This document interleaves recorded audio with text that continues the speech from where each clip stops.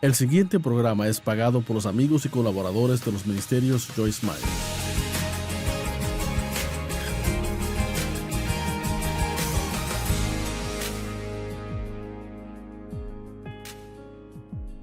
David era el amado de Dios, él fue llamado el amado de Dios, y vamos a ver detalladamente a David y su pecado con Betsabé. Y pienso que usted lo entenderá y se asombrará de la misericordia de Dios más que nunca. Segunda de Samuel 11, verso 1. Y aconteció que en la primavera, en el tiempo cuando los reyes salen a la batalla, que David envió a Joab y a sus siervos con él y a todos los hombres de guerra de Israel, y destruyeron a los amonitas y sitiaron a Rabá. Pero David se quedó en Jerusalén. Ahora, hay un mensaje solo en esto, pues era el tiempo en que los reyes iban a la batalla, pero David se quedó en casa. Él envió a los demás y él se quedó en casa. ¿Sabe usted qué? A veces usted puede cuidarse de no meterse en problemas solo estando donde debe estar cuando debe estar ahí.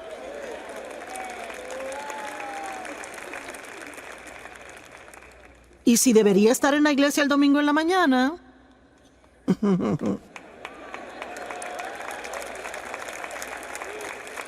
Es cierto. Y me pregunto cuánta gente sinceramente pensó, pues no, yo no sé, quizás me regrese a la sesión de la tarde y yo no sé, quizás se comieron más donas de lo que se suponía y se cansaron y decidieron quedarse. O irse a casa. Bueno, yo no sé, quizás después se metan en alguna clase de lío en la tarde, caigan en tentación y se suponía que estuviesen aquí. Si hubieran estado donde se suponía que estuviesen, entonces no hubiera pasado. Es importante estar donde debe estar cuando debe estar, ¿verdad? ¿Cuántos deben de estar pasando el tiempo con Dios cada mañana antes de salir por la puerta y hacen otras cosas? ¿Tiene usted alguna idea de cuánto se evitaría así durante el día? Si usted está donde debe de estar cada mañana por un cierto periodo de tiempo, y no me importa si son 5 minutos, empiece el día con Dios. No trate de empezar por sí solo, porque si empieza por sí solo, no le va a gustar cómo el resto del día le salga. Nuestra fuerza se encuentra en Dios. Y una tarde, verso 2, David se levantó de su sofá y estaba caminando en el techo plano del palacio del rey, y de allí vio una mujer bañándose. Yo nunca me he bañado en el techo, pero aparentemente ellos lo hacían.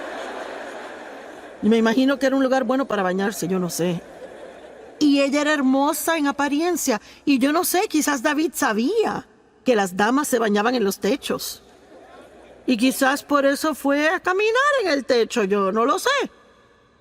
Pero de todos modos, tampoco me he ido a caminar sobre un techo. Así que puede que haya cosas más allá de lo que reconocemos. Y David envió palabra e inquirió acerca de la mujer, y alguien dijo, pues ¿acaso no es Betsabé, la hija de Eliam, la esposa de Urías el heteo? Así que no hay engaño aquí. David sabe que es casada. Él sabe que ella le pertenece a otra persona. Él no está donde debe estar. Él no estaba fuera en batalla. En la época del año, cuando los reyes salían a la batalla, él se quedó en casa. Él estaba en el techo, mirando al techo de ella. Yo no sé. Se lo dejo a usted y al Espíritu Santo. Pero encontré el verso 4 y es interesante. David envió mensajeros y la tomaron. ¿Qué significa eso? Bueno, no dice que fue de acuerdo mutuo. Dice que la tomaron. Eso no me suena tan bien a mí. Me suena a mí como un abuso de su poder. Cuando ella llegó a él, él se acostó con ella, y ella, cuando se purificó de su inmundicia, así que estaban viviendo bajo las leyes de la época, y aparentemente en esta situación, ella como mujer casada, teniendo sexo con él, la hacía ella inmunda, y ella tenía que pasar por ritos de purificación antes de regresar a casa. Bueno, ¿sabe qué? Su pecado siempre le encontrará. La mujer concibió y mandó palabra y dijo, estoy embarazada. Y yo quiero que vean la profundidad de la depravación en que David, el amado de Dios, cae en esta situación. ¿Cuál fue su debilidad? Lujuria. No fue temor, tampoco ira, fue lujuria. El diablo tienta a diferentes personas en diferentes formas, y déjeme decirle algo, tiene que conocerse. Y debe de hacer todo lo que pueda por fortalecerse en áreas donde sea débil. Es cierto. Déjeme decirle, si es un hombre o una mujer y es sentado de esa manera y tiene una linda familia y no quiere hacer nada que la estropee y ha cometido errores en el pasado y trabaja en un lugar donde hay muchos hombres atractivos o muchas mujeres hermosas, déjeme decirle algo, mejor es que entre con los ojos cerrados y ore antes de entrar ahí. Y no se vaya al cafecito con ellos y no tiene que contarles de los problemas en casa y no tiene que llevarle donas en la mañana. ¡Corra como un loco!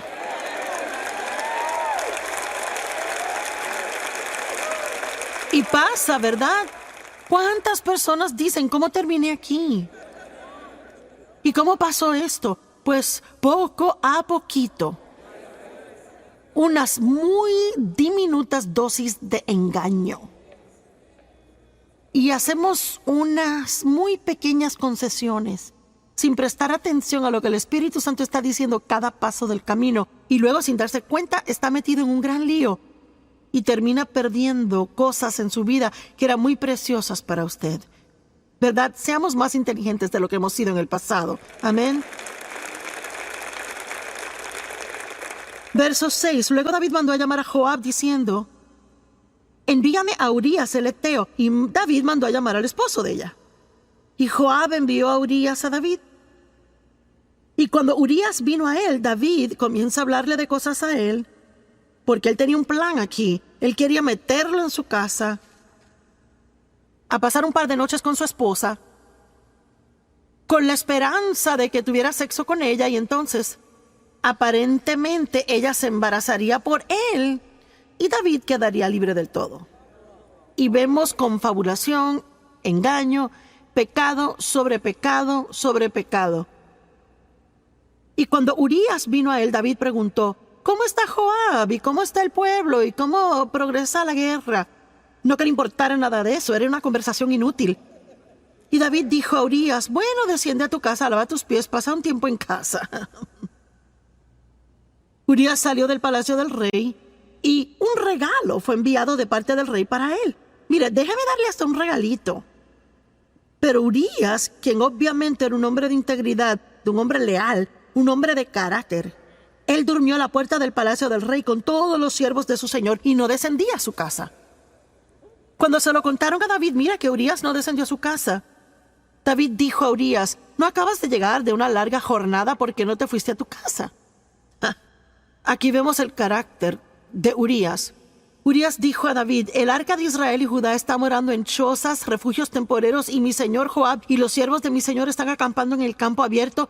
¿Debería yo ir a mi casa y comer y beber y acostarme con mi esposa? Por tu vida y la de tu alma, yo no haré esta cosa. En otras palabras está diciendo, mis hermanos están allá sufriendo, el arca de Dios ha sido capturada, el nombre de Dios es profanado, yo no puedo irme y disfrutar cuando todos los demás aún tienen dificultades, no lo haré.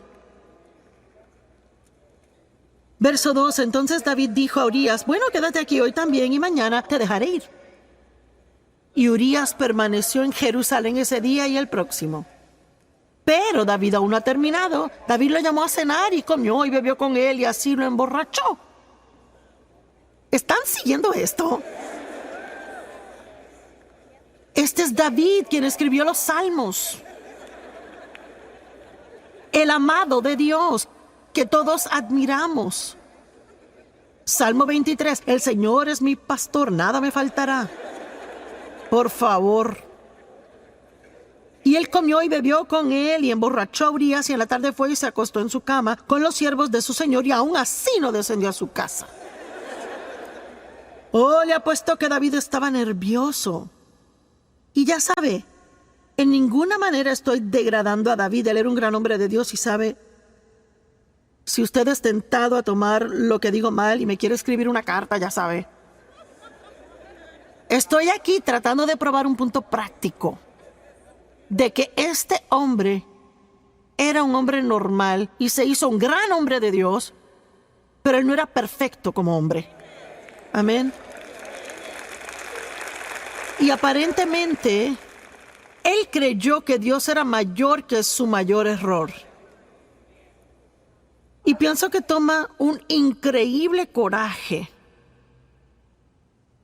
para en su totalidad hacer algo que usted sabía que no debía hacer. Se defraudó a sí mismo tanto y defraudó a otras personas, hirió a otras personas y aún dirá, me levantaré y volveré a mi padre y él me sanará y me restaurará una vez más. ¿Qué hizo el hijo pródigo? Él tuvo una vida tan mala que él vivía con los cerdos. Malgastó toda la fortuna de su padre y la Biblia dice que volvió en sí. Yo no sé, quizás alguien me está escuchando ahora mismo, quizás está viendo por televisión desde el sofá o reclinado. Y una vez dije al predicar, dije, hey, tú acostado en tu reclinadora tomándote esa cerveza. Y tenemos este testimonio. Un hombre joven de 20 años estaba haciendo eso. Había estado en una racha de drogas por mucho tiempo y él dijo, cuando usted dijo eso me asustó tanto. Él dijo, me sentí sobrio y acepté a Cristo.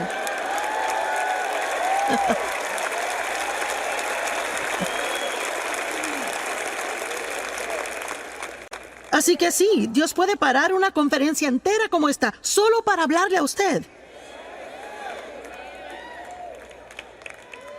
Y dejarle saber que no es demasiado tarde, que puede tomar una buena decisión ahora mismo y empezar a deshacer los efectos de todas las malas decisiones que tomó en el pasado. Amén. Dios está en el negocio de dar esperanza a otros, no condenarles. Y les repito, no estamos alivianando el pecado. Tenemos que estar muy arrepentidos, rápido para arrepentirnos, estar muy compungidos por las cosas que hemos hecho mal. Y Jesús es la solución al pecado. Y lo que no ayuda es quedarnos en el hoyo que nos hemos metido cuando que Dios está ofreciéndonos una salida. Todos los demás le condenarán y hasta tapa le pondrán al pozo donde está, pero Jesús es el único que le sacará.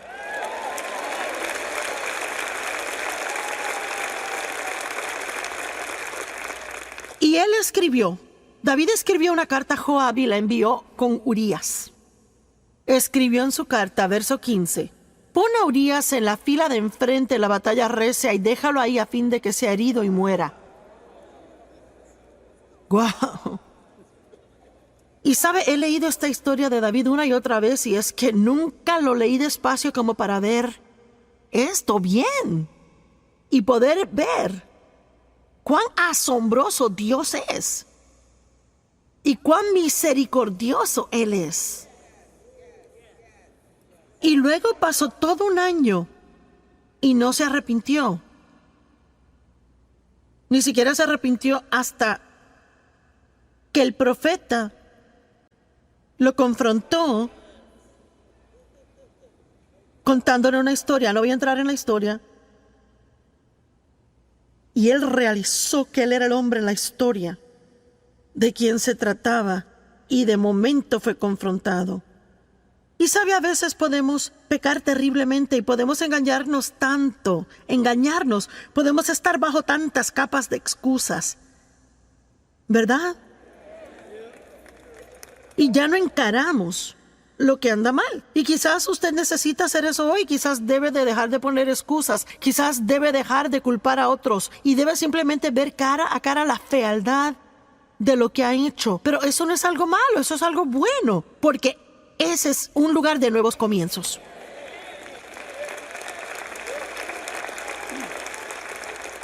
Pero no puede empezar otra vez si no afronta la verdad en donde está. Usted conocerá la verdad y la verdad le hará libre. Usted saldrá del hoyo y se ahorrará la culpabilidad. Bueno, y mire cómo David llegó a ser uno de los grandes héroes de la Biblia. Cuando uno piensa en David, uno no se acuerda de esto. A mí ni me gusta tener que pararme aquí y sacar esto porque me gusta el cuadro que tengo de David aparte de esto. Pero esto muestra cuán asombroso Dios es y espero imparte esperanza a muchas personas que se encuentran en una mala situación y que han creído las mentiras del diablo de que ya es demasiado tarde. Pero hubo consecuencias de ese pecado y no quiero decir que no las hubo. La Biblia actualmente dice que David ya nunca estuvo sin guerra en su casa después de esto. Así que hubo definitivamente consecuencias. Y eso es lo que debemos recordar del pecado. El pecado siempre es perdonado. Dios siempre perdona y usted puede siempre ser restaurado en comunión con Dios. Pero eso no quiere decir que siempre pueda evadir todas las consecuencias de las cosas malas que ha hecho. Y honestamente, yo ni sé si deberíamos querer eso tanto. Pienso que a veces deberíamos decir, ¿sabe, Señor, qué? Estoy tan agradecido que me has perdonado y estoy agradecido de que me amas y estoy agradecido de que tengo comunión contigo y que no tengo que sentir culpabilidad. Pero no creo que sea algo malo que tenga estas consecuencias porque quizás me ayudarán a recordar no hacerlo de nuevo en el futuro.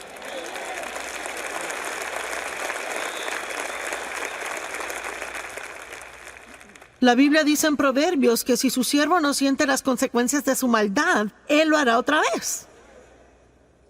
Por eso no se puede criar hijos y nunca permitir consecuencias por algo que hicieron mal y esperar que se comporten solo porque uno les dice. Yo siempre le daba a mis hijos mi palabra primero y si eso no funcionaba les tocaba las circunstancias.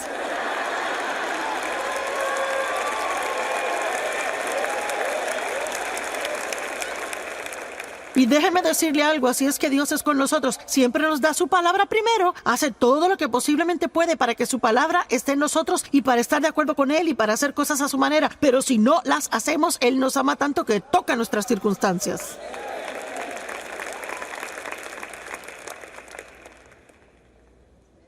¿Qué tal Pedro? Vaya. Pedro, su debilidad era el temor. Moisés se enojó. David tuvo lujuria, Pedro temor. Pedro negó a Cristo 3 veces. Mintió 3 veces.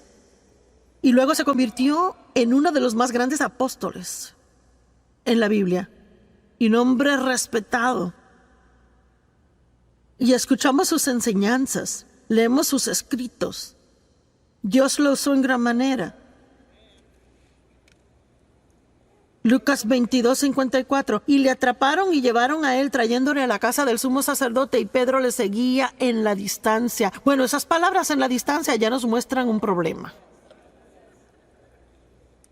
Vaya, en cuanto hubo problemas, Pedro se echaba para atrás y seguía con distancia. No quería que nadie supiera que él conocía a Jesús. Hey, usted tiene que ser cuidadoso al estar en el mundo y tratar de seguir a Jesús de lejos.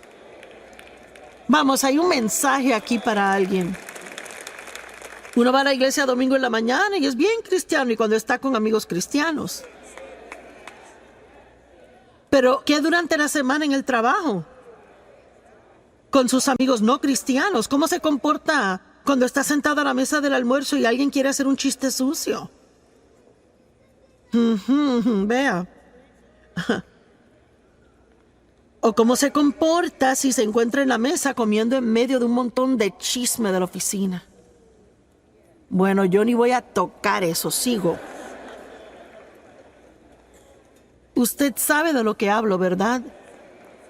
Entonces podemos comenzar a seguir a Jesús a distancia.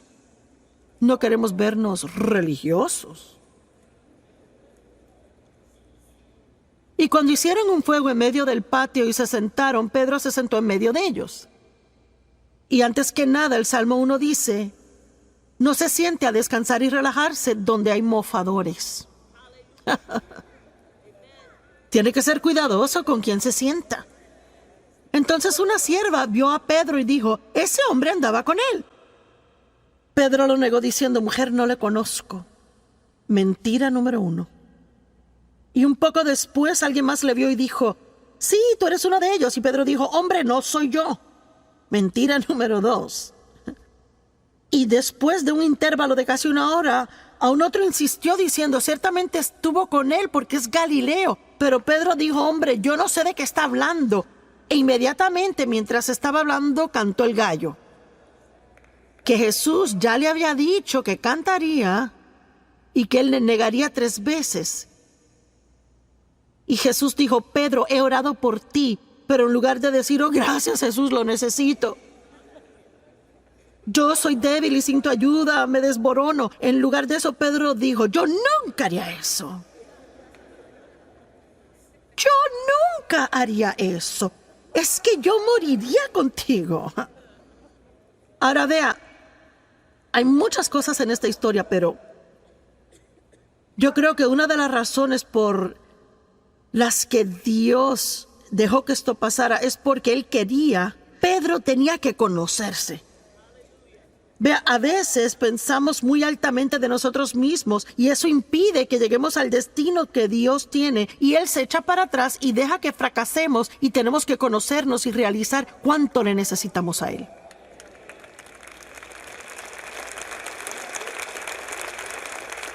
¿Están aún conmigo? No se están perdiendo, ¿verdad?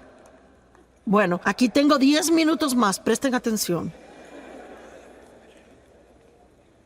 Y 3 veces él miente, el gallo cantó. Ahora ve el verso 61, y el Señor se volteó y miró a Pedro.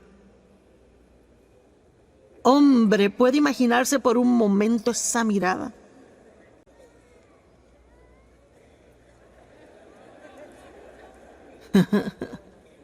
¿Sabe? Es como la mirada de su madre. ¿Verdad? Una madre tiene esa mirada.